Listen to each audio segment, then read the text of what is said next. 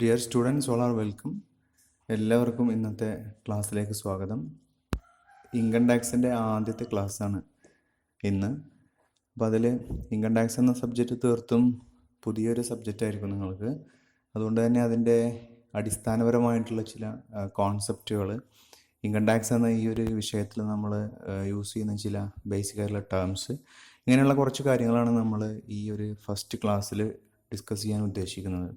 അപ്പോൾ എല്ലാവരും വളരെയധികം ശ്രദ്ധിച്ചിരിക്കുക, വീഡിയോ മുഴുവനായിട്ട് കേൾക്കുക, സ്കിപ്പ് ചെയ്യാനുള്ള ശ്രമം നടത്തരുത്. അങ്ങനെ ചെയ്തു കഴിഞ്ഞാൽ പല ഭാഗങ്ങളും മനസ്സിലാവാതെ വരും. ഓക്കെ, അപ്പോൾ നമുക്ക് ഇന്നത്തെ ക്ലാസ്സിലേക്ക് പ്രവേശിക്കാം. നമ്മളിന്ന് കവർ ചെയ്യുന്ന പ്രധാനപ്പെട്ട ഏരിയകൾ നോക്കാം.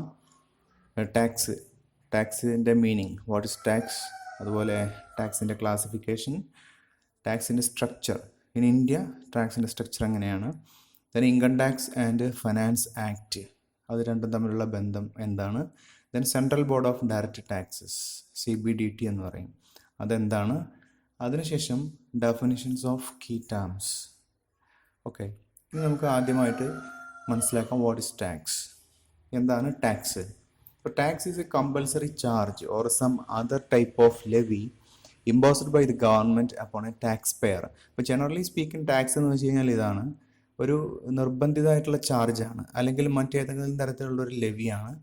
അത് ടാക്സ് പേയറുടെ മുകളിൽ ആ നാട്ടിലെ സർക്കാർ ചുമത്തുന്ന ഒരു കമ്പൽസറി ആയിട്ടുള്ള ചാർജാണ് ടാക്സ് എന്നുള്ളത്. ഇനി മറ്റു രീതിയിൽ നമ്മൾ മനസ്സിലാക്കി കഴിഞ്ഞാൽ it's a contribution by individuals and organisations to the ഗവൺമെൻറ്റിലേക്ക് ഇൻഡിവിജ്വൽസും ഓർഗനൈസേഷൻസും ചെയ്യുന്ന കോൺട്രിബ്യൂഷനാണെന്ന് പറയാം. അത് എന്തിനു വേണ്ടിയിട്ട് ചെയ്യുന്നു? To undertake various public activities such as infrastructure, education, security, health, poverty alleviation etcetera. അപ്പം ഇങ്ങനെ പല കാര്യങ്ങളാണ്. ഇതിനൊക്കെ ചെയ്യാൻ സർക്കാരിന് പണം വേണം. അപ്പം അതിനൊക്കെ ചെയ്യാൻ വേണ്ടിയിട്ട് ഗവൺമെൻറ്റിനെ പ്രാപ്തമാക്കുക എന്ന ഉദ്ദേശം കൂടെ അതിൻ്റെ പുറകിലുണ്ട്. അപ്പോൾ സർക്കാർ കളക്ട് ചെയ്യുന്നത് അതിന് വേണ്ടിയിട്ട് തന്നെയാണ്. സോ ഇത്തരം public activities, infrastructure, education, security of our nation, അതുപോലെ തന്നെ ഹെൽത്ത് ഓഫ് ദി പീപ്പിൾ, അതുപോലെ പോവർട്ടി അലിവിയേഷൻ, ഈ കാര്യങ്ങളെല്ലാം മീറ്റ് ചെയ്യുന്നതിന് വേണ്ടിയിട്ട് സർക്കാരിലേക്ക് വ്യക്തികളും ഓർഗനൈസേഷൻസും കൊടുക്കുന്ന കോൺട്രിബ്യൂഷൻ കൂടെയാണ് ടാക്സ് എന്നുള്ളത്. ദെൻ നെക്സ്റ്റ് നമ്മൾ മനസ്സിലാക്കാനുള്ളത് ഇൻകം ടാക്സ് ആക്റ്റ് ആണ്. ഇൻകം ടാക്സ് ആക്ട് 1961 ആണ്. And this act came into force on and from 1962, 1st April 1962.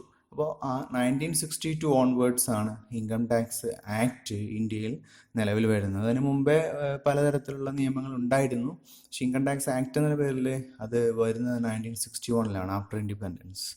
പിന്നെ ഈ ഒരു act, this act is applicable to whole of India including Jammu and Kashmir ഉൾപ്പെടെ ഇന്ത്യയിലെ എല്ലാ ഭാഗങ്ങളിലും ഇൻകം ടാക്സ് ആക്ട് 1961 ബാധകമാണ്. പിന്നെ മറ്റൊന്ന്, the law of income tax is governed by the income tax act of 1961. Income tax നിയമം, ലോ ഓഫ് ഇൻകം ടാക്സിനെ govern ചെയ്യുന്നത് ഇൻകം ടാക്സ് ആക്ട് 1961 മാത്രമല്ല, അതിനോടൊപ്പം തന്നെ the gaps are being filled by income tax rules ഉണ്ട്, notification, circulars and judgements of the court of law.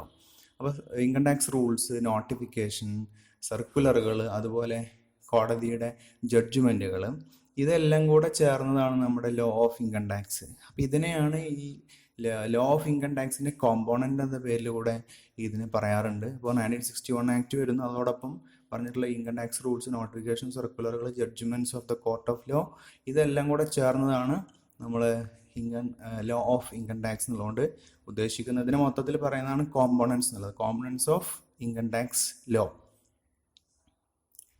ഇനി മറ്റൊന്ന് ടാക്സിൻ്റെ ക്ലാസിഫിക്കേഷനാണ്. അപ്പോൾ broadly tax can be classified into 2 categories, direct tax and indirect tax. Then let's see what's direct tax. Direct tax ഇവിടെ കാണാം, levied directly on the income of the person. Direct tax is levied directly on the income of the person. അപ്പോൾ അത് ആ ഒരു വ്യക്തിയുടെ ഇൻകത്തിൻ്റെ പുറത്ത് നേരിട്ട് ചുമത്തുന്ന ടാക്സാണ് direct tax. And the amount of tax is determined on the basis of income or property of the person. ആ വ്യക്തിയുടെ ഇൻകം അല്ലെങ്കിൽ ആ വ്യക്തിയുടെ പ്രോപ്പർട്ടി, അതിൻ്റെ അടിസ്ഥാനത്തിലാണ് അയാൾക്ക് എത്രത്തോളം ടാക്സ് ചുമത്തണമെന്ന് തീരുമാനിക്കുന്നത്. And this tax is directly paid to the government. The tax payer pays the tax directly to the government. ഗവൺമെൻറ്റിലേക്ക് നേരിട്ടാണ് ടാക്സ് പെയർ നേരിട്ട് തന്നെ അദ്ദേഹത്തിന് ടാക്സ് അടക്കുന്നു. ആ ടാക്സ് ആണ് ഡയറക്റ്റ് ടാക്സ് എന്ന കാറ്റഗറിയിൽ വരുന്നത്. ഇനി നമ്മുടെ സബ്ജക്റ്റ് ആയിട്ടുള്ള income tax is one of the best examples for direct tax. അപ്പോൾ ഇൻകം ടാക്സ് ഒരു ഡയറക്റ്റ് ടാക്സ് ആണ്, അതാണ് മനസ്സിലാക്കേണ്ട ഒന്നാമത്തെ കാര്യം. Then second category is indirect tax. അപ്പോൾ ആ പേര് സൂചിപ്പിക്കുമ്പോൾ തന്നെ, as the name indicates, indirect taxes are not directly levied on tax payers. അത് ടാക്സ് പേയേഴ്സിന് നേരിട്ട് ചുമത്തുന്ന ടാക്സ് അല്ല. പിന്നെ മനസ്സിലാക്കാനുള്ള കാര്യം, before 2017 indirect taxes comprised of service tax, value added tax, that means VAT, sales tax, customs duty, ഇങ്ങനെ പലതരത്തിലുള്ള ടാക്സുകളും ഡ്യൂട്ടികളൊക്കെ ഉണ്ടായിരുന്നു ബിഫോർ 2017. ഇനി ആ 2017 ജൂലൈ 1 മുതൽ ഈ ഇത്തരത്തിലുള്ള എല്ലാ ഇൻഡയറക്റ്റ് ടാക്സുകളെയും ഒരൊറ്റ ടാക്സ് ലോയിലേക്ക് സബ്മേർജ് ചെയ്യുകയും അത് പിന്നീട് GST എന്ന പേരിൽ നമ്മുടെ രാജ്യത്ത് നടപ്പിലാക്കുകയും ചെയ്തു. അതാണ് ഗുഡ്സ് ആൻഡ് സർവീസ് ടാക്സ് 2017. അപ്പോൾ ഇപ്പോൾ ഇൻഡയറക്റ്റ് ടാക്സുകളെല്ലാം കൂടെ സബ്മേർജ് ചെയ്തുകൊണ്ട് നമുക്ക് GST ഉണ്ട് ഒരു സൈഡിൽ ഇൻകം ടാക്സും ഉണ്ട്. ഓക്കെ, അപ്പോൾ ഇങ്ങനെ രണ്ട് കാര്യങ്ങളാണ് അതിൽ മനസ്സിലാക്കാനുള്ളത്. അപ്പോൾ ഇൻകം ടാക്സ് എന്നുള്ളത് is one of the best examples for direct tax. The next, tax structure in India. ഇന്ത്യയിലെ ടാക്സിൻ്റെ സ്ട്രക്ചറാണ്. നമുക്കറിയാം, as far as the government is concerned, tax is the largest source of income for the government, and the money collected through tax is used for the development of our nation. According to our constitution, income tax is a central subject. അപ്പോൾ collect ചെയ്യുന്ന tax രാജ്യത്തിൻ്റെ developmental ആക്ടിവിറ്റീസിന് വേണ്ടിയിട്ട് ഉപയോഗിക്കുന്നു, infrastructure create ചെയ്യുന്നതിന് വേണ്ടി, അങ്ങനെ പല കാര്യങ്ങൾക്ക് വേണ്ടിയിട്ട് ഉപയോഗിക്കുന്നു. എഡ്യൂക്കേഷന്, നമ്മുടെ സേഫ്റ്റി, അതെല്ലാം പറഞ്ഞു നേരത്തെ മനസ്സിലാക്കി. ഇനി ഇന്ത്യൻ കോൺസ്റ്റിറ്റ്യൂഷൻ പ്രകാരം തന്നെ ടാക്സ് ഒരു സെൻട്രൽ സബ്ജക്റ്റാണ്. ഓക്കെ, ഇനി ഈ ടാക്സിൽ നിന്ന് നമുക്ക് ടോട്ടൽ ടാക്സ് കളക്ട് ചെയ്യുന്നതിൽ നിന്നും ആ കളക്ഷന് വേണ്ടിയിട്ടുള്ള എക്സ്പെൻസ് കുറച്ച് കഴിഞ്ഞ് ബാക്കി വരുന്നതാണ് അതിൻ്റെ നെറ്റ് പ്രൊസീഡ്സ്. അപ്പോൾ net proceeds equal to total tax collected minus expenses in connection with the collection of tax. Okay, ഈ net proceed central and state ഗവൺമെൻറ്റുകൾക്കിടയിൽ അപ്പോർഷൻ ചെയ്യാണ് ചെയ്യുന്നത്. This net proceeds are apportioned between central and state governments on the basis of recommendation of the finance commission. ഇപ്പോൾ ധനകാര്യ കമ്മീഷൻ്റെ recommendation, ശുപാർശ പ്രകാരം ഈ നെറ്റ് പ്രൊസീഡ്സിനെ സ്റ്റേറ്റ് ആൻഡ് സെൻട്രൽ ഗവൺമെൻറ്റുകളുടെ ഇടയിൽ ഡിസ്ട്രിബ്യൂട്ട് ചെയ്യുന്നു. അപ്പോൾ at present the income tax department under the Department of Revenue in the Ministry of Finance administers the income tax laws. നമ്മുടെ രാജ്യത്തുള്ള ഇൻകം ടാക്സ് ലോ അഡ്മിനിസ്റ്റർ ചെയ്യുന്നത് ministry of ഫിനാൻസിൻ്റെ അണ്ടറിൽ വരുന്ന department of revenue, അതിലെ income tax ഡിപ്പാർട്ട്മെൻറ്റാണ് income tax ലോയുമായി ബന്ധപ്പെട്ട കാര്യങ്ങൾ ചെയ്യുന്നത്. ഓക്കെ, അപ്പോൾ അതിന് വേണ്ടിയിട്ട് നിങ്ങൾക്ക് for further reading on this you can log in to the website of income tax authority of India. അതിൻ്റെ സൈറ്റിൽ കയറി നിങ്ങൾക്ക് you can have all the information in connection with tax. Then income tax act and finance act. Income tax ആക്റ്റും finance ആക്റ്റും നമുക്കറിയാം. The finance minister presents the budget in the parliament every year. എല്ലാ വർഷവും നമ്മൾ കാണാറുള്ളതാണ്. February March സമയമാകുമ്പം finance minister പാർലമെൻറ്റിൽ budget അവതരിപ്പിക്കും. ഈ ബജറ്റിന് രണ്ട് പാർട്ടുണ്ട്, പാർട്ട് എയും അതുപോലെ പാർട്ട് ബിയും. Part A of the budget deals with proposed policies in physical areas and part B of budget detail the tax proposals. ഇങ്ങനെ രണ്ട് പാർട്ടാണ് വരുന്നത്. ഒന്നിൽ ഫിസിക്കൽ ഏരിയയിലുള്ള പ്രപ്പോസ്ഡ് പോളിസീസും മറ്റൊന്ന് ടാക്സ് പ്രപ്പോസൽസിൻ്റെ ഡീറ്റെയിലും. ഇങ്ങനെ രണ്ട് പോർഷൻ വരുന്നു. ഇതിനെ തുടർന്ന് it is accompanied by the finance bill. ഇതിനെ തുടർന്ന് ഫൈനാൻസ് ബില്ല് അവതരിപ്പിക്കുന്നു. And once the bill is approved by the parliament and gets the assent of the president, it becomes the finance act.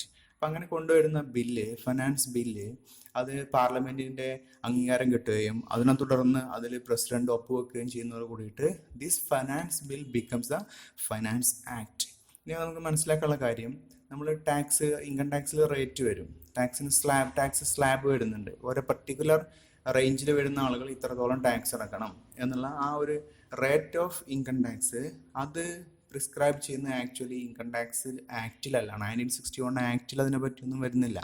അത് വർഷാവർഷം അവതരിപ്പിക്കുന്ന ഈ ഫിനാൻസ് ആക്റ്റിൽ നിന്നാണ് ഈ rate of income tax നമ്മൾ മനസ്സിലാക്കുന്നത്.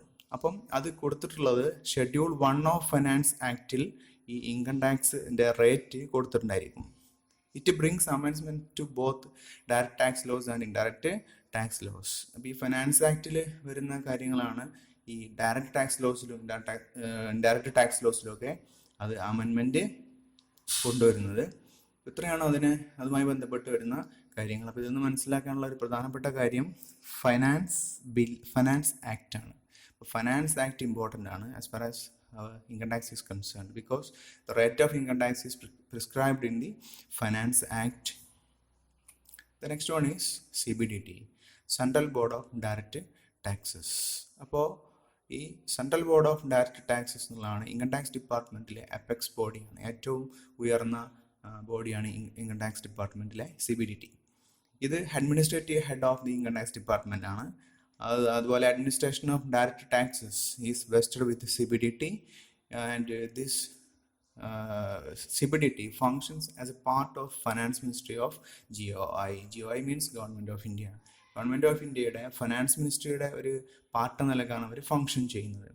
It has the power to assign jurisdiction to the authorities below and to issue orders, instructions and directions to them for the administration of tax laws. ഈ അതോറിറ്റിക്ക് താഴെ വരുന്ന മറ്റു അതോറിറ്റീസിനും അവരുടെ ജൂറിസ്ഡിക്ഷൻ അസൈൻ ചെയ്ത് കൊടുക്കുക, അതുപോലെ തന്നെ അവർക്ക് വേണ്ട ഓർഡേഴ്സ് ഇഷ്യൂ ചെയ്യുക, ഇൻസ്ട്രക്ഷൻസ് കൊടുക്കുക, ഡയറക്ഷൻസ് കൊടുക്കുക, ഇങ്ങനെയുള്ള കാര്യങ്ങളൊക്കെ ചെയ്യാനുള്ള പവർ ഈ CBDTക്ക് ഉണ്ട്. ഇത്രയാണ് CBDTയുടെ ചില ഫീച്ചേഴ്സ് അല്ലെങ്കിൽ അവരുടെ ഫങ്ഷൻസ്. CBDTയെ പറ്റിയിട്ട് you can write all these points about CBDT. Then next one is, and our last part is definitions of key terms. നമ്മൾ ഇനി ഇൻകം ടാക്സിൽ ഉപയോഗിക്കുന്ന ചില കീ ടേംസ് ഉണ്ട്. അപ്പോൾ അതിൻ്റെ ഏതാനും ചില ഇമ്പോർട്ടൻറ്റ് ടേംസ് നമുക്ക് നോക്കാം. And these various terms and phrases have been defined in section 2 of income tax act 1961. അപ്പോൾ അതിലെ സെക്ഷൻ 2ലാണ് ഈ ടേംസിൻ്റെ എല്ലാം ഡെഫിനിഷൻസ് കൊടുത്തിട്ടുള്ളത്. And now let's see some of the key definitions. And the first one is income, which is defined in section 224. Okay, then we have to understand what's income. നമ്മൾ income tax എന്നാണ് പറയുന്നത്. What's income?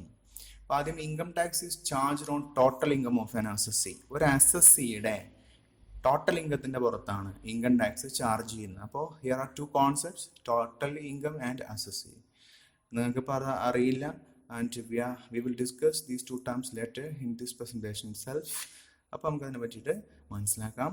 അപ്പോൾ ഇവിടെ അറിയേണ്ട കാര്യം, അസസ്സിയുടെ total ഇൻകത്തിൻ്റെ പുറത്താണ് income tax charge ചെയ്യുന്നത്. And now broadly speaking, income means money or money's worth received from any definite source with a certain amount of regularity. അപ്പോൾ ബ്രോഡ്ലി ഇൻകം എന്ന് വെച്ച് കഴിഞ്ഞാൽ പണം അല്ലെങ്കിൽ പണത്തിന് മൂല്യമുള്ളത്, അത് ഒരു കൃത്യമായ സോഴ്സിൽ നിന്നും വിത്ത് സം എമൗണ്ട് ഓഫ് റെഗുലാരിറ്റിയോട് കൂടെ നമുക്ക് റിസീവ് ചെയ്യുന്നുവെങ്കിൽ അതിനെ നമുക്ക് ഇൻകം എന്ന് പറയാം. It's a periodical receipt from one's business, land, work, investment etcetera. ഒരാൾക്ക് പീരിയോഡിക്കലി റിസീവ് ചെയ്യുന്ന അയാളുടെ ബിസിനസ്സിൽ നിന്ന് കിട്ടുന്നതാവാം ഇൻകം, ലാൻഡിൽ നിന്നുള്ളതാവാം, വർക്കിൽ നിന്നുള്ളതാവാം, അല്ലെങ്കിൽ അയാളുടെ ജോബിൽ നിന്നുള്ളതാവാം, അയാളുടെ ഇൻവെസ്റ്റ്മെന്റിൽ നിന്നുള്ളതാവാം. ഇതിനെല്ലാം നമുക്ക് ഇൻകം എന്ന് പറയാം. പക്ഷേ ഇവിടെ ശ്രദ്ധിക്കേണ്ട ഒരു കാര്യം, the income tax act does not define income. ഇതെല്ലാം ഇൻകം ആണ്, പക്ഷേ the act does not define income in a clear sense. Rather, it simply lists some of the items that can be included in the income. Income എന്നതിൽ എന്തെല്ലാം ഉൾപ്പെടുത്താം എന്നതിനെ പറ്റിയിട്ടുള്ള ഒരു ലിസ്റ്റാണ് ആക്ച്വലി ഇൻകം ടാക്സ് ആക്റ്റിൽ നമുക്ക് കാണാൻ കഴിയുന്നത്. അപ്പോൾ അതിൽ കുറേ കാര്യങ്ങൾ കൊടുത്തിട്ടുണ്ട്. അപ്പോൾ അതൊക്കെ ഒരു ടെക്സ്റ്റ് കൂടെ റെഫർ ചെയ്തുകൊണ്ട് മനസ്സിലാക്കേണ്ട കാര്യമാണ്. എല്ലാം കൂടെ ഞാനിവിടെ ഉൾപ്പെടുത്തിയിട്ടില്ല. നിങ്ങളുടെ ടെക്സ്റ്റ് ബുക്കിൽ 10-15 ഐറ്റംസ് അതിൽ കൊടുത്തിട്ടുണ്ട്. അതിൽ ഇമ്പോർട്ടൻ്റ് ആയിട്ടുള്ള കുറച്ച് കാര്യങ്ങൾ പറയാം. All these are income. Profits or gains of business or profession. ബിസിനസ്സിൽ നിന്ന് കിട്ടുന്ന പ്രോഫിറ്റ് അല്ലെങ്കിൽ പ്രൊഫഷനിൽ നിന്ന് കിട്ടുന്ന ഗെയിൻ ഓർ പ്രോഫിറ്റ്, ഇതെല്ലാം ഇൻകമാണ്. നെക്സ്റ്റ് ഈസ് ഡിവിഡൻഡ്, ലാഭവിഹിതം, അതുപോലെ interest received. Then capital gains. Capital gains എന്ന് പറയുമ്പോൾ the gain from capital assets ആണ്. ക്യാപിറ്റൽ അസറ്റ്സ് നിന്ന് കിട്ടുന്നതാണ് capital gain. Capital assets transfer ചെയ്യുമ്പോൾ, ക്യാപിറ്റൽ അസറ്റ് എന്ന് വെച്ചാൽ ഇപ്പോൾ ലാൻഡ്, ഇമ്മൂവബിൾ പ്രോപ്പർട്ടി ആയിട്ടുള്ള ലാൻഡ് ഒക്കെ പറയാം, അതുപോലെ വെഹിക്കിൾസ്, ഓർണമെന്റ്സ്, ഇതെല്ലാം ജ്വല്ലറി ഒക്കെ അതിൽ വരുന്നതാണ്. അപ്പോൾ അത് ട്രാൻസ്ഫർ ചെയ്യുമ്പോൾ അത് നമുക്ക് പ്രോഫിറ്റ് കിട്ടുന്നതെങ്കിൽ that profit or that gain is called capital gain and the same is taxable. Okay. Then lotteries, ലോട്ടറിന്ന് വിൻ ചെയ്യുന്നത്, ലോട്ടറി അടിച്ചു കഴിഞ്ഞാൽ അതിന് കിട്ടുന്ന amount, that's also taxable. Then cross word puzzles, cross word puzzles ഒക്കെ നിങ്ങൾ കണ്ടായിരിക്കും.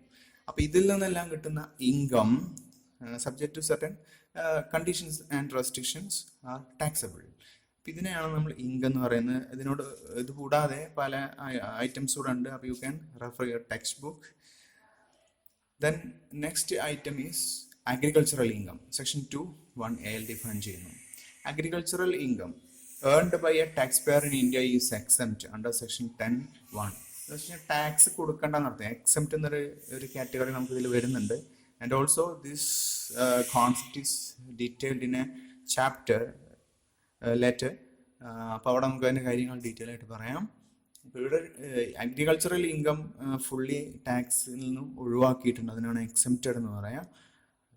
As per section 2(1)A agriculture income generally means, agricultural income എന്നുള്ള concept ഉണ്ട്, അത് എന്താണെന്നുള്ളത് ഇവിടെ ചെറുതായിട്ടൊന്ന് പറയുന്നു. അതിൻ്റെ ഡീറ്റെയിൽസ് നമുക്ക് അടുത്ത ചാപ്റ്ററിൽ അതിനെപ്പറ്റി ഡിസ്കസ് ചെയ്യുമ്പോൾ മനസ്സിലാക്കാം. ഒന്ന്, any rent or revenue derived from land which is situated in India and is used for agricultural purpose. അപ്പോൾ ലാൻഡിൽ നിന്ന് കിട്ടുന്ന റെന്റ് ആവാം. ഇപ്പോൾ ലാൻഡ് നമ്മൾ റെന്റിന് കൊടുക്കാം. Or revenue derived from land, അല്ലെങ്കിൽ അതിൽ നിന്ന് കിട്ടുന്ന revenue which is situated in India. ഇന്ത്യയിൽ ആണ് ആ ഭൂമി ഇരിക്കുന്നത്, ലാൻഡ് ഉള്ളത്, അതിൽ നിന്ന് കിട്ടുന്നത്. And the same is used for agricultural purpose. അത് അഗ്രികൾച്ചറൽ പർപ്പസിനാണ് യൂസ് ചെയ്യുന്നത്. അങ്ങനെ വരുമ്പോഴാണത് അഗ്രികൾച്ചറൽ ഇൻകം എന്ന് നമ്മളതിന് പറയുന്നത്. Okay. The next one is any income derived from such land by agricultural operations. ആ ലാൻഡിൽ നിന്ന് കിട്ടുന്ന അഗ്രികൾച്ചറൽ ഓപ്പറേഷൻസിലൂടെ കിട്ടുന്ന ഇൻകം, അതിൽ including processing of agriculture produce so as to render it fit for the market or sale of such produce. ആ agricultural പ്രൊഡ്യൂസിൻ്റെ സെയിലാവാം, അല്ലെങ്കിൽ ആ ലാൻഡിൽ നിന്ന് കിട്ടുന്ന അഗ്രികൾച്ചറൽ പ്രൊഡ്യൂസിനെ അല്ലെങ്കിൽ അഗ്രികൾച്ചറൽ ഔട്ട്പുട്ടിനെ നമ്മൾ മാർക്കറ്റിൽ വിൽക്കാൻ വേണ്ടിയിട്ട് അതിനെ ഫിറ്റാക്കുന്നതിന് വേണ്ടി അതിനെ പ്രോസസ്സിങ് ചെയ്തേക്കാം. അതിൽ നിന്ന് കിട്ടുന്നതും വരാം. ഫോർ എക്സാമ്പിൾ, ഇപ്പോൾ ടൊബാക്കോ ലീവ്സിൻ്റെ അതിൻ്റെ ഡ്രൈ ടൊബാക്കോ ലീവ്സ് ഒക്കെ അതിനൊരു എക്സാമ്പിളാണ്. അപ്പോൾ അതിൻ്റെ സെയിലിൽ നിന്ന് കിട്ടുന്ന ഇൻകം എല്ലാം അഗ്രികൾച്ചറൽ ഇൻകം എന്നുള്ള കാറ്റഗറിയിൽ ഉൾപ്പെടുത്തുന്നു. ദെൻ മറ്റൊരു മൂന്നാമത്തെ കാറ്റഗറി ഇടുന്നത് any income from a farm house. ഒരു ഫാം ഹൗസിൽ നിന്ന് കിട്ടുന്ന ഇൻകം എന്നുള്ളതാണ്. അവിടെ കുറേ കണ്ടീഷൻസ് ഒക്കെ ഉണ്ട് അതിന്, അതൊക്കെ നമുക്ക് പിന്നീട് മനസ്സിലാക്കാം. അപ്പോൾ നമ്മളിതിൻ്റെ ജസ്റ്റ് ആ ടേംസ് പരിചയപ്പെട്ടു പോകുന്നു. അപ്പം any income from a farmhouse subject to certain conditions. Then third one is person. Section 2(31). Person, ആരാണ് പേഴ്സൺ എന്നുള്ളതാണ്. A person can be any of these. One is individual എന്ന് പറയുമ്പോൾ it's a natural human being, whether male or female, minor or major. Income tax പർപ്പസിൽ ഇതെല്ലാം person ആണ്. ആണാവാം, പെണ്ണാവാം, minor ആവാം, major ആവാം, അതൊന്നും അവിടെ പ്രോബ്ലം ഇല്ല. All these are included in the term individual. Second one is HUF. HUF നമുക്കറിയാം, Hindu undivided family.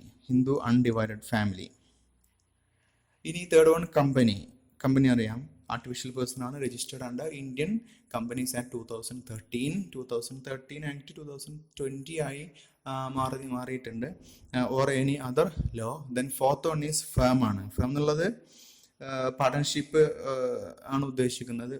A firm which came in to existence as a result of an agreement between persons. അപ്പോൾ അത്തരത്തിലുള്ള ഒരു firm ഒരു person ആണ്. Then fifth one is association of persons which is abbreviated as AOP or body of individuals, and the same is abbreviated as BOI. അപ്പോൾ ഇതിന് ശേഷം ഈ abbreviations നിങ്ങൾക്ക് കാണാൻ പറ്റും. AOP അല്ലെങ്കിൽ BOI, അതിൻ്റെ ഫുൾ ഫോം മനസ്സിലാക്കി വെക്കുക. Association of persons or body of individuals. ഇവരും പേഴ്സൺ എന്ന കാറ്റഗറിയിൽ വരുന്നതാണ്. അസോസിയേഷൻ ഓഫ് പേഴ്സൺ എന്ന് വെച്ച് കഴിഞ്ഞാൽ ഒരു കോമൺ പർപ്പസിന് അല്ലെങ്കിൽ ഒരു കോമൺ ഒബ്ജക്റ്റീവ് അച്ചീവ് ചെയ്യാൻ വേണ്ടിയിട്ട് രൂപീകരിക്കപ്പെടുന്ന സംഘമാണ്, അസോസിയേഷനാണ്. ഓക്കെ, അതൊരു ഫേമിൻ്റെ ആവാം, അതിൽ കമ്പനികൾ വരാം, ഫേമുകൾ ചേർന്നിട്ടാവാം, അല്ലെങ്കിൽ വ്യക്തികളുടെ കൂട്ടായ്മയാവാം. ഓക്കെ, അങ്ങനെയൊക്കെ വരാം. Association of persons. Body of individuals ആണ് രണ്ടാമത് വരുന്നത്. അവിടെ non individuals cannot be a member of a body of individuals. അതായത് ഇപ്പോൾ സ്ഥാപനങ്ങളൊക്കെ ഒന്നും പറ്റില്ല എന്ന് അർത്ഥം. Only natural human beings can be a member of a body of individuals. Then sixth one is local authority. Local authority കൊണ്ട് ഉദ്ദേശിക്കുന്നത് ഇപ്പം മുനിസിപ്പാലിറ്റി, പഞ്ചായത്ത്, പോർട്ട് ട്രസ്റ്റ് തുടങ്ങിയിട്ടുള്ളവരാണ് local authorities. Then seventh one is artificial judicial person. Artificial judicial person എന്ന് വെച്ച് കഴിഞ്ഞാൽ ഒരു public corporation ആണ്, established under some special act of legislature and a body having juristic personality of its own are to be known as artificial judicial persons. അപ്പോൾ അവരെയാണ് ഒരു പ്രത്യേക special act കൊണ്ട് എസ്റ്റാബ്ലിഷ് ചെയ്യുന്ന തരത്തിലുള്ള പബ്ലിക് കോർപ്പറേഷനുകൾ, അവിടെയൊക്കെ നമുക്ക് ആർട്ടിഫിഷ്യൽ ജുഡീഷ്യൽ പേഴ്സൺ എന്ന് പറയാം. അപ്പോൾ അതിനൊരു ബെസ്റ്റ് എക്സാമ്പിളാണ് universities. all these are persons. അപ്പോൾ അതുകൊണ്ട് തന്നെ all these categories are taxed under the income tax act and will be assessed. അപ്പോൾ അവരെ ടാക്സ് എടുക്കണം. ഈ പേഴ്സൺസ് എല്ലാം ടാക്സ് കൊടുക്കാൻ ലാബിളായിട്ടുള്ള ആളുകളാണ്. ഓക്കെ, അത് ടാക്സ് കൊടുക്കുന്നത് according to the residential status of person ആണ്. ഒരു വ്യക്തിയുടെ റെസിഡൻഷ്യൽ സ്റ്റാറ്റസ് എന്ന് പറയുന്നൊരു കോൺസെപ്റ്റ് ഉണ്ട്, റെസിഡൻഷ്യൽ സ്റ്റാറ്റസ്. ഈ റെസിഡൻഷ്യൽ സ്റ്റാറ്റസ് നോക്കിയിട്ടാണ് ടാക്സ് കൊടുക്കണ്ടേ എന്നുള്ളത് നമ്മൾ തീരുമാനിക്കുന്നത്. ഓക്കെ, അപ്പോൾ അത് പിന്നീട് പഠിക്കും, ഇപ്പോൾ അത് ഡിസ്കസ് ചെയ്യുന്നില്ല. Then fourth one is assessee. Section 2 subsection 7 ആണ് അസസി. നേരത്തെ നമ്മൾ ഫസ്റ്റിൽ കണ്ടിരുന്നു അസസി എന്നുള്ളത്. Then who is an assessee? A person by whom any tax or any other sum of money is payable under this act. ഈ income tax ആക്ടിൻ്റെ കീഴിൽ ഒരു ടാക്സ് കൊടുക്കേണ്ടുന്ന വ്യക്തിയാണ്. ഓക്കെ, അല്ലെങ്കിൽ മറ്റേതെങ്കിലും sum of money is payable under this act to the government as tax. ആ വ്യക്തിയാണ് നമ്മൾ അസസി എന്ന് പറയുന്നത്. അപ്പോൾ അസസി ഇൻക്ലൂഡ് ചെയ്യുന്ന പ്രധാനപ്പെട്ട 3 കാര്യങ്ങളുണ്ട്. ഈ 3 പേര് അസസി തന്നെയാണ്. അതിലൊന്ന് റെപ്രസെൻറ്റേറ്റീവ് അസസിയാണ്. റെപ്രസെൻറ്റേറ്റീവ് അസസി എന്ന് വെച്ച് കഴിഞ്ഞാൽ the person who is liable to pay taxes for the income or losses incurred by a third party. ഒരു തേർഡ് പാർട്ടിക്ക് വേണ്ടിയിട്ട് ഒരു വ്യക്തി ആ തേർഡ് പാർട്ടി കൊടുക്കേണ്ടുന്ന ടാക്സ് അല്ലെങ്കിൽ അയാളുടെ ഇൻകത്തിൻ്റെ പുറത്ത് വരുന്ന അല്ലെങ്കിൽ അയാളുടെ ലോസ് അത് അഡ്ജസ്റ്റ് ചെയ്തുകൊണ്ട് കൊടുക്കേണ്ടുന്ന ടാക്സ് കൊടുക്കാൻ ബാധ്യസ്ഥനായി വരുന്ന വ്യക്തിയെയാണ് നമ്മൾ റെപ്രസെൻറ്റേറ്റീവ് അസസി എന്ന് പറയാം. ഓക്കെ, ഫോർ എക്സാമ്പിൾ പറഞ്ഞു കഴിഞ്ഞാൽ ഇപ്പോൾ mister X he's residing in abroad ആണ്. അദ്ദേഹം പുറത്താണ് താമസം. അപ്പോൾ പുറത്ത് താമസം അദ്ദേഹത്തിന് ഇവിടെ ഇന്ത്യയിൽ പ്രോപ്പർട്ടി ഉണ്ട്. അതിൽ നിന്ന് ഇപ്പോൾ റെൻറ്റ് കിട്ടുന്നതെന്ന് വിചാരിച്ചോളൂ, ഹൗസിൻ്റെ റെൻറ്റ് കിട്ടുന്നുണ്ട്. അപ്പോൾ ആ റെൻറ്റ് കിട്ടുമ്പം അതിന് ടാക്സ് അടക്കണം. അപ്പോൾ അദ്ദേഹത്തിൻ്റെ ബന്ധുവായിട്ടുള്ള റിലേറ്റീവായിട്ടുള്ള എക്സിനെ ആ കാര്യം ഏൽപ്പിച്ചു കഴിഞ്ഞാൽ ഇവിടെ here X is referred as the representative assessee. Actually he has no liability to pay tax, but he is paying tax on behalf of his friend, okay, residing abroad. ഇനി നെക്സ്റ്റ് വരുന്നത് ഡീംഡ് അസസി ആണ്. Deemed assessee means an individual might be assigned to the responsibility of paying taxes by the legal authorities, and such individuals are called deemed assessee. അപ്പോൾ അതിന് deemed assessee എന്ന് വെച്ചാൽ ഒരു വ്യക്തി അദ്ദേഹം ലീഗൽ അതോറിറ്റി അദ്ദേഹത്തെ ചുമതലപ്പെടുത്തുന്നു, മറ്റൊരാളുടെ ടാക്സ് കൊടുക്കാൻ ചുമതലപ്പെടുത്തുന്നു. അങ്ങനെ ചുമതലപ്പെടുത്തിയിട്ടുള്ള ആളുകളാണ് ഡീംഡ് അസസി എന്ന് പറയുന്നത്. ഫോർ എക്സാമ്പിളായിട്ട് പറഞ്ഞു കഴിഞ്ഞാൽ ഇപ്പോൾ ഒരു വ്യക്തി അദ്ദേഹത്തിൻ്റെ ടാക്സ് അടക്കുന്നതിൻ്റെ മുമ്പേ അദ്ദേഹം മരണപ്പെടുന്നു. അപ്പോൾ അദ്ദേഹത്തിൻ്റെ മകൻ ലീഗലി ആ ടാക്സ് അടക്കേണ്ടതായിട്ട് വരുന്നു. അപ്പം നിയമപ്രകാരം അദ്ദേഹത്തിൻ്റെ എൽഡസ്റ്റ് സൺ എന്ത് ചെയ്യുന്നു, ടാക്സ് അടക്കാൻ ബാധ്യസ്ഥനായിട്ട് വരുന്നു. അപ്പോൾ അദ്ദേഹമാണ് അവിടെ അസസി ആയിട്ട് വരുന്നത്. അദ്ദേഹത്തെ വിളിക്കുന്ന പേരാണ് ഡീംഡ് അസസി. ഓക്കെ, ഇനി തേർഡ് കേസിൽ അസസി ഇൻ ഡിഫോൾട്ട് ആണ്. Assessee in default. SSC and SSC in default. But the person who has failed to fulfill his statutory obligations as per the income tax, such as payment of tax or not filed his income tax returns. അപ്പോൾ default വരുത്തിയിട്ടുള്ള അസസ്സിംഗ് എന്നുള്ളത് ഉദ്ദേശിക്കുന്നത് ഇപ്പോൾ statutory obligation ഒരാൾ tax അടക്കണം, പക്ഷേ അയാൾ tax അടച്ചില്ല. അപ്പോൾ അദ്ദേഹത്തെ വിളിക്കുന്ന പേരാണ് അസസ്സി ഇൻ ഡിഫോൾട്ട്. അല്ലെങ്കിൽ അദ്ദേഹം ഇൻകം ടാക്സ് റിട്ടേൺ ഫയൽ ചെയ്യേണ്ടതാണ്, പക്ഷേ അദ്ദേഹം ടാക്സ് റിട്ടേൺസ് ഒന്നും ഫയൽ ചെയ്തില്ല. അപ്പം അദ്ദേഹത്തെ നമുക്ക് അസസ്സി ഇൻ ഡിഫോൾട്ട് എന്ന് പറയാം. ഇനി നെക്സ്റ്റ് ടൈമാണ് അസസ്മെൻറ്റ്. Section 2(8) assessment. അസസ്മെൻറ്റ് എന്ന് പറയുമ്പോൾ it's A process. The process of computation of total income of an assessee in the previous year and the determination of the tax liability. ഒരു അസസ്സിയുടെ total income calculate ചെയ്യുന്നു. അപ്പോൾ previous ഇയറിൽ ഒരു അസസ്സിയുടെ total income compute ചെയ്യുന്ന പ്രോസസ്സിനാണ് assessment എന്ന് പറയാം. ഇതെന്തിനു വേണ്ടി കമ്പ്യൂട്ട് ചെയ്യുന്നു? ഇപ്പോൾ ടോട്ടൽ ഇൻകം കമ്പ്യൂട്ട് ചെയ്തതിന് ശേഷമാണ് അദ്ദേഹത്തിന് ടാക്സ് ലയബിലിറ്റി ഡിറ്റർമൈൻ ചെയ്യുന്നത്. അപ്പോൾ ഒരു വ്യക്തി, ഇപ്പോൾ ഞാനാണെങ്കിൽ ഞാൻ എത്രത്തോളം ടോട്ടൽ ഇൻകം ഉണ്ടാക്കിയിട്ടുണ്ട് അല്ലെങ്കിൽ ഇൻകം ഉണ്ടാക്കിയിട്ടുണ്ട് എന്നുള്ളത് കണ്ടുപിടിക്കുന്നു. അപ്പോൾ അവിടെ വരുന്നൊരു ടേമുണ്ട് പ്രീവിയസ് ഇയർ. നമുക്ക് അടുത്ത ടേമിൽ പഠിക്കാം. മുൻ വർഷം, പ്രീവിയസ് ഇയർ എന്ന് പറഞ്ഞാൽ മുൻപത്തെ വർഷം എന്നുള്ള അർത്ഥത്തിലാണ്. കഴിഞ്ഞ വർഷത്തിൽ കിട്ടിയ ഇൻകത്തിൻ്റെ ടാക്സാണ് നമ്മൾ ഈ വർഷം കൊടുക്കുന്നത്. നമുക്ക് മനസ്സിലാക്കാം. അപ്പോൾ എന്തായാലും the process of computation of total income of an assessee in the previous year and the determination of the tax liability is called assessment. ഇനി നെക്സ്റ്റ് വരുന്ന അസസ്മെൻറ്റ് ഇയർ ആണ്. Assessment year section 2(9) assessment year. Assessment year എന്ന് വെച്ച് കഴിഞ്ഞാൽ ഇപ്പോൾ current assessment year 2020-21 ആണ്. നിങ്ങളുടെ text ബുക്കും നിങ്ങൾക്ക് നോക്കി കാണാം. Assessment year 2020-21. അതായത് ഏപ്രിൽ 1 മുതൽക്കാണ് ഒരു ഫിനാൻഷ്യൽ ഇയർ സ്റ്റാർട്ട് ചെയ്യുന്ന മുതൽക്കാണ് നമ്മൾ കൂട്ടുന്നത്. എന്ന് വെച്ച് കഴിഞ്ഞാൽ കഴിഞ്ഞ വർഷത്തെ ഏപ്രിൽ 1 മുതൽ, അത് 2019 ഏപ്രിൽ 1 മുതൽ 2020 മാർച്ച് 31 വരെ ഒരാൾ നേടിയിട്ടുള്ള ഇൻകം, ആ ഇൻകത്തിൻ്റെ ടാക്സ് അയാൾ അടക്കേണ്ടി വരുന്നത് ഈ വർഷത്തിലാണ്. ആ വർഷത്തെയാണ് കറണ്ട് അസസ്മെൻറ്റ് ഇയർ അല്ലെങ്കിൽ അസസ്മെൻറ്റ് ഇയർ എന്ന് പറയുന്നത്. അയാളുടെ ഇൻകം അസസ് ചെയ്യുന്നത് ഈ വർഷമാണ്. അതിനെയാണ് നമ്മൾ അസസ്മെൻറ്റ് ഇയർ എന്ന് പറയുന്നത്. അപ്പോൾ ഒരാൾക്ക് എത്രത്തോളം ഇൻകം ഉണ്ട്, അയാൾ എത്രത്തോളം ടാക്സ് അടക്കണം എന്ന് കാൽക്കുലേറ്റ് ചെയ്യുന്ന പ്രോസസ്സാണ് അസസ്മെൻറ്റ്. അത് ചെയ്യുന്നത് ഈ വർഷമാണ്. ഇപ്പോൾ കഴിഞ്ഞ വർഷത്തെ ഇൻകത്തിൻ്റെ പുറത്താണ് ഈ വർഷം സാധാരണഗതിയിൽ ടാക്സ് അടക്കുന്നത്. അഡ്വാൻസ് ടാക്സിൻ്റെ കേസൊക്കെ വരുന്നത് അത് മാറ്റി നിർത്താം. നമുക്ക് അത് മനസ്സിലാക്കാൻ വേണ്ടിയിട്ട് കഴിഞ്ഞ വർഷത്തെ ടാക്സിൻ്റെ പുറത്താണ് ഈ വർഷം ടാക്സ് അടക്കുന്നത്. അപ്പോൾ അത് അസസ് ചെയ്യുന്ന ഇയറാണ് അസസ്മെൻറ്റ് ഇയർ. ഓക്കെ. അപ്പോൾ the period of 12 months commencing on the first day of April every year. എല്ലാ വർഷത്തെയും ഏപ്രിൽ 1-ാം തീയതി തുടങ്ങുന്ന ആ 12 months ആണ്, 12-month പീരീഡാണ്. And coming to end on 31st March of next year. അടുത്ത വർഷത്തെ 31st March അവസാനിക്കും. എന്ന് വെച്ച് കഴിഞ്ഞാൽ ഇപ്പോൾ ഈ വർഷത്തെ അസസ്മെൻറ്റ് ഇയർ എന്ന് പറയുമ്പം ഇപ്പോൾ 2020 ഇപ്പോൾ ജൂണായി. ഇപ്പോൾ 2020 ഒരു 3 മാസം മുമ്പേ സ്റ്റാർട്ട് ചെയ്തു. ഏപ്രിൽ 1 സ്റ്റാർട്ട് ചെയ്തു. ഇപ്പോൾ നമ്മളുള്ളത് 2020-21 അസസ്മെൻറ്റ് ഇയറിലാണ്. Okay. For the financial year in which the income of the previous year is assessed. Previous ഇയറിലെ ഇൻകം അസസ് ചെയ്യുന്ന ഫിനാൻഷ്യൽ ഇയർ ആണ് അസസ്മെൻറ്റ് ഇയർ, അങ്ങനെ വേണമെങ്കിലും പറയാം. The next one is previous year, section 3. അപ്പോൾ the financial year immediately proceeding the assessment year.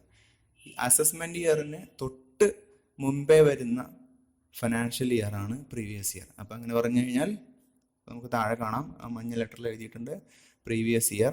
Previous year 2019-20 ആണ്. അപ്പോൾ 2019 April 1 മുതൽ 2020 മാർച്ച് 31 വരെയാണ് നമ്മുടെ പ്രീവിയസ് ഇയർ. ഇപ്പോൾ നമ്മൾ കറണ്ട് അസസ്മെൻറ്റ് ഇയറിലേക്ക് പോകുന്നു. ഓക്കെ. ഇനി ഈ വർഷം, ഇപ്പോൾ ഈ ഏപ്രിൽ 1 മുതൽ സ്റ്റാർട്ട് ചെയ്യുന്ന ആ വർഷത്തെ ഇൻകം, അതിൻ്റെ അസസ്മെൻറ്റ് വരെ അടുത്ത വർഷമാണ്. ഓക്കെ. അങ്ങനെ വരും. A period of 12 months immediately proceeding the assessment year. Assessment ഇയറിന് തൊട്ട് മുമ്പേ വരുന്ന 12 months പീരീഡാണ് പ്രീവിയസ് ഇയർ എന്നുള്ളതുകൊണ്ട് ഉദ്ദേശിക്കുന്നത്. അപ്പോൾ ഇതൊക്കെ റെഗുലറായിട്ട് പരീക്ഷയ്ക്ക് ചെറിയ മാർക്കിന് ചോദിക്കുന്ന ക്വസ്റ്റ്യൻസ് ആണ്. So you will be very careful. അത് കൺഫ്യൂഷൻ ഒന്നും വരരുത്. What's assessment year, what is previous year. The next concept is gross total income, section 80B(5). Gross total income. So the total income computed in accordance with the provisions of the Income Tax Act before making any deduction under section 80C to 80U. Section 80C മുതൽ section 80U. Section 80C മുതൽ section 80U വരെയുള്ള സെക്ഷനുകളിൽ ഒരു SSCക്ക് അനുവദിച്ചു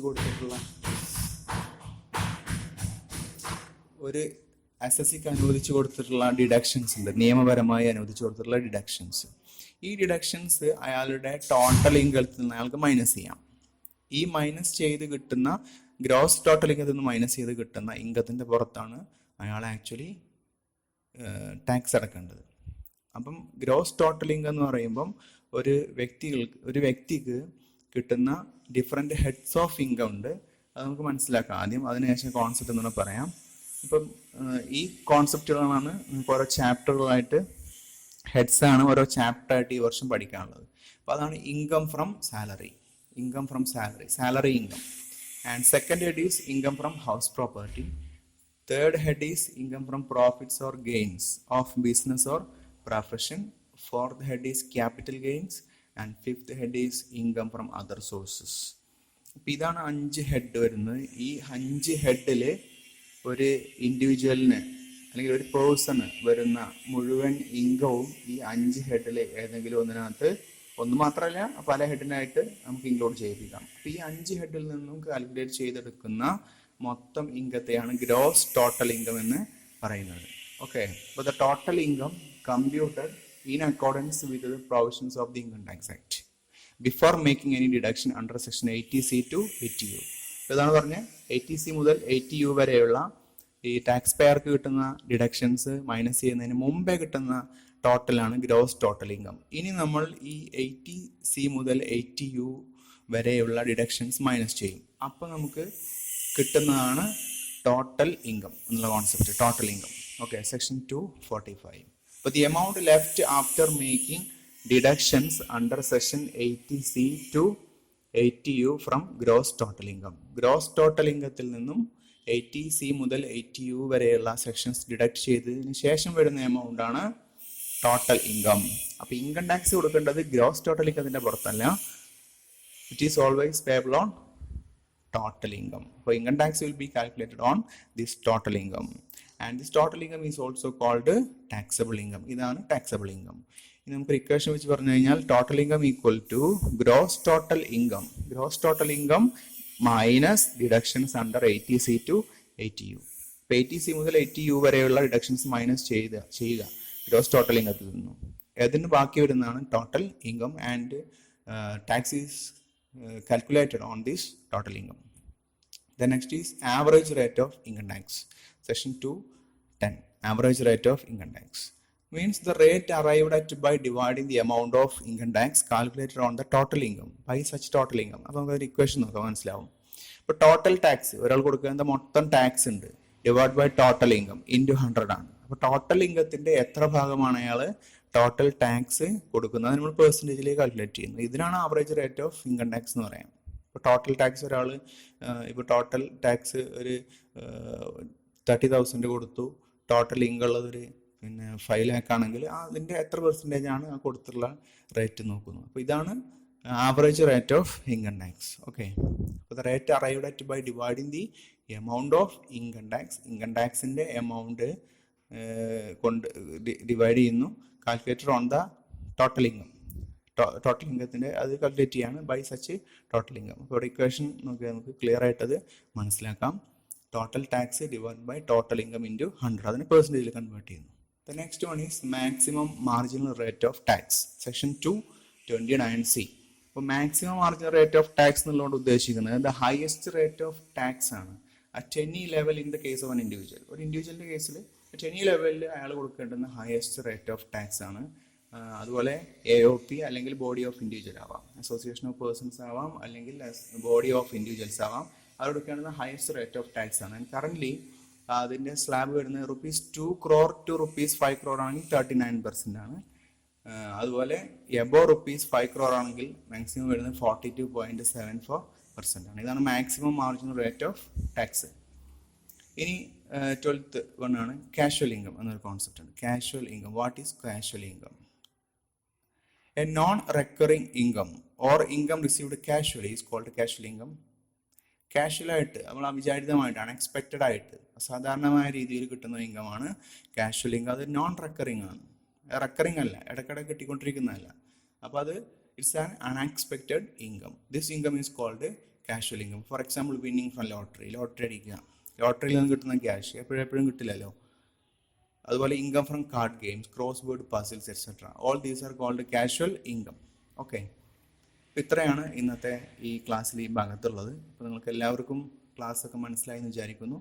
അപ്പം എല്ലാവരും വീണ്ടും കാണുക, കണ്ടിട്ട് കോൺസെപ്റ്റുകളൊക്കെ കൃത്യമായിട്ട് മനസ്സിലാക്കുക. ടെക്സ്റ്റ് ബുക്കുകൾ വാങ്ങിക്കുന്നതാണ് ഏറ്റവും ബെറ്റർ, കാരണം പ്രോബ്ലംസ് ഉണ്ട്. പിന്നെ ചില സെക്ഷൻസുകളൊക്കെ ഒരുപാട് ബുക്കിൽ റെഫർ ചെയ്യേണ്ട ആവശ്യം വരും. അപ്പോൾ എല്ലാവരും പുസ്തകമൊക്കെ വാങ്ങിക്കുക. അപ്പോൾ മനസ്സിലായെന്ന് വിചാരിക്കുന്നു. അപ്പോൾ വീഡിയോ നിങ്ങൾ ഇഷ്ടപ്പെട്ടെങ്കിൽ ലൈക്ക് ചെയ്യുക, ഷെയർ ചെയ്യുകയൊക്കെ ചെയ്യുക, യൂട്യൂബിൽ കാണുന്ന ആളുകൾ. ഓക്കെ.